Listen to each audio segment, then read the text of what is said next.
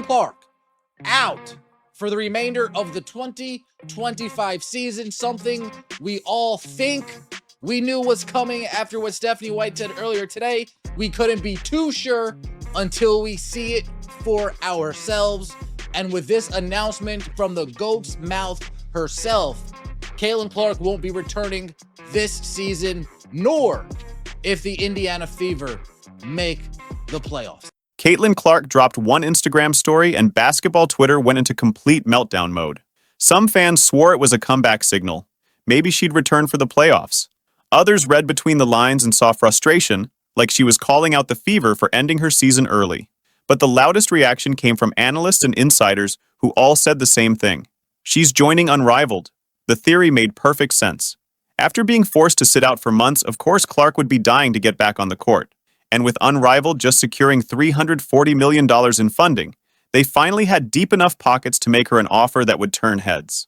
The speculation took off so fast that betting sites started taking odds on it. But here's what everyone missed. Caitlin Clark isn't joining Unrivaled. Not now, not ever. And the real reason why is actually way more interesting than anyone realizes. See, while everyone's focused on the money and the opportunity, they're missing what Clark's actually planning. Because what she's likely to do instead isn't just better for her career. It's going to change how we think about athlete branding forever. But to understand why Unrivaled is off the table and what's really coming, we need to look at the full picture. Let's start with why the Unrivaled rumors even make sense.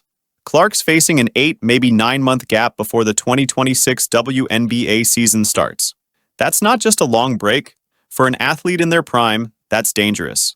You lose your rhythm, your conditioning, your competitive edge. Last year's break might have helped her mentally reset after that insane college-to-pro transition, but this time, she needs to play somewhere. And Unrivaled seems to check every box. It's short-term, just a few months. It's centralized in one location, so no crazy travel schedule. The format is different enough to keep things fresh. Plus, with that new $340 million valuation, we're not talking about some startup league anymore. This is serious money backed by serious investors. Think about what they could offer Clark now. Before, they were scraping together deals, offering equity because they didn't have cash. Now, they could write a check that would make even Clark's Nike deal look reasonable. We're talking about a league that understands her value. Analysts estimated Clark alone was worth $1 billion to the WNBA this season. The entire league's valuation jumped from under $2 billion to $3.5 billion. Mostly because team values doubled after she arrived. So imagine what happens if Unrivaled lands her. Suddenly, those empty arenas from last year are packed. Sponsors who wouldn't return their calls are lining up with blank checks. Revenue doesn't just grow, it explodes. If they ever switch to 5-on-5, they could legitimately compete with the WNBA. One player changes everything. But here's where the fantasy crashes into reality. Clark isn't joining Unrivaled. And once you understand her thinking, it's obvious why. First, let's address the elephant in the room, the format. 3-on-3 basketball is absolutely brutal on your body. It's non-stop movement, no hiding on defense, no coasting through possessions. Last season, players were dropping like flies. Teams were literally forfeiting games because they couldn't field healthy rosters. Sure, it builds incredible cardio, but Clark just finished a season where she played more games than any rookie in history. College championship runs straight into WNBA playoffs. Her body needs recovery, not more punishment. The injury risk isn't worth any paycheck. Then there's the competition issue that nobody wants to talk about. It's the same players who've been targeting her all season. The hard fouls, the extra physicality, the welcome to the league treatment. You think that disappears because they're wearing different jerseys? These players have equity in Unrivaled, sure, but that doesn't mean they're suddenly going to protect Clark. If anything, the smaller court and more physical format make her more vulnerable. But the real deal breaker is the CBA situation. This isn't just about basketball anymore. It's about labor negotiations and league politics. The WNBA doesn't want its stars playing in rival leagues, period. And Unrivaled puts everyone in an impossible position. You've got Breanna Stewart and Nafisa Collier literally running Unrivaled, while also representing players in CBA negotiations. That's not just a conflict of interest. It's a powder keg waiting to explode. Clark's too smart to step into that mess. She's seen how quickly narratives can turn, how one wrong move can damage relationships she'll need for the next decade. Why risk it for a few months of 3-on-3 ball? But the biggest reason Clark won't touch Unrivaled comes down to one word: brand. Everything Clark has built, from Iowa to the WNBA, is about excellence at the highest level. No shortcuts, no gimmicks, just pure basketball greatness. Remember when she turned down the 3-on-3 Olympics spot? Everyone assumed she was exhausted from the season. But think about it. If Team USA had offered her a spot on the 5-on-5 roster, does anyone really believe she would have said no? She didn't want the sideshow then, and she doesn't want it now. Playing in Unrivaled would dilute everything she represents. It would turn her from the face of women's basketball into just another player chasing a paycheck. So what's Clark actually planning?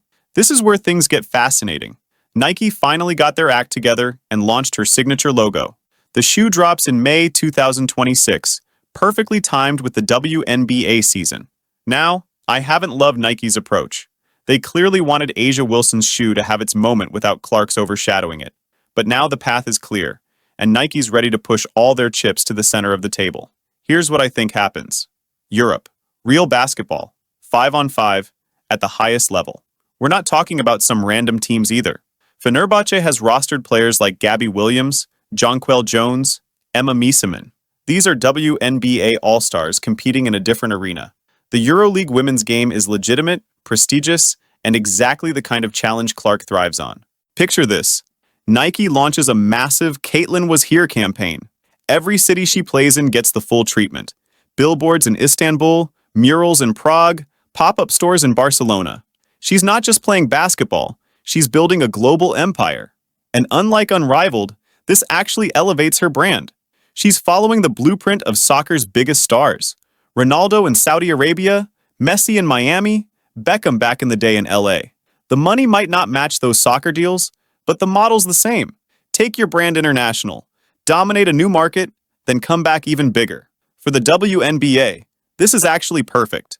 Clark returns as a global superstar, launching her signature shoe right as the season tips off. More international fans, more jersey sales, more of everything. But there's an even bolder possibility that would be pure Caitlin Clark. What if she creates her own world tour? Think about it. She handpicks 12 WNBA players, organizes 2 3-week tours. First through Europe's biggest basketball cities, then through Australia and China. 6 games per tour, playing the best teams in each market. She controls the schedule, the marketing, the entire narrative. This isn't fantasy. Remember that preseason exhibition against Brazil? A random summer game that meant nothing, and 1.3 million people tuned in. That's not normal.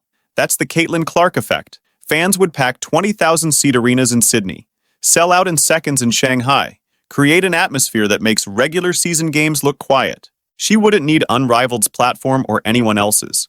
She'd create her own. And that's the thing about Clark. She doesn't just see what's available, she sees what's possible. While everyone else is playing checkers, debating which existing league she'll join, she's playing chess, probably 3 moves ahead, planning something none of us have even considered. The timeline makes perfect sense too. Start the tour in January, wrap up by March, take April to prepare for the WNBA season. She stays sharp, builds her brand, avoids all the CBA drama, and comes back bigger than ever. Nike gets months of global marketing, fans get to see her play, and she maintains complete control. This is what separates Clark from everyone else. It's not just about the money or the opportunities, it's about understanding your value and refusing to compromise it. When you're worth $1 billion to a league, when your presence doubles team valuations, when you've transformed an entire sport just by showing up, you don't settle for being a role player in someone else's vision. So while Twitter debates Unrivaled and analysts predict the obvious, Clark's probably in a conference room somewhere mapping out flight paths and arena availability. Because that's what the greats do. They don't just take the best available option, they create better ones. The bottom line? We're definitely getting Caitlin Clark basketball before the 2026 WNBA season. But it won't be in some 3-on-3 league that treats her like a marketing tool. Whether it's Europe, a world tour, or something completely unexpected, she's going to do it her way. And when she does, we'll all look back at these unrivaled rumors and laugh at how small we were thinking. Because Caitlin Clark doesn't just break records on the court, she breaks the mold of what's possible off it. And that's exactly why whatever she announces next is going to be bigger than anything we're predicting right now. What do you think Clark's next move will be? Drop your predictions in the comments below. I read all of them, and the best theories might just make it into a future video. And if you enjoyed this deep dive into the business of basketball, hit that subscribe button and ring the notification bell.